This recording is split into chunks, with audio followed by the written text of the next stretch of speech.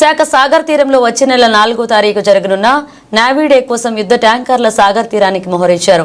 ఇందులో భాగంగా ఈ రోజు బీచ్ రోడ్లో భారీ ఎత్తున ట్యాంకర్ ని ఆర్మీ సిబ్బంది భారీ క్రేన్ల సహాయంతో బీచ్ లో తరలిస్తున్నారు. దీన్ని చూడడానికి భారీగా సాగర్ తీరానికి వచ్చిన జనాలు తన మొబైల్ ఫోన్లలో సెల్ఫీలు తీసుకుంటున్నారు. 2 భారీ ట్యాంకర్లను ఒక భారీ క్రేన్ సహాయంతో వీటిని సాగర్ తీరంలో దించుతుండగా జనాలు గుమ్ముగూడారు.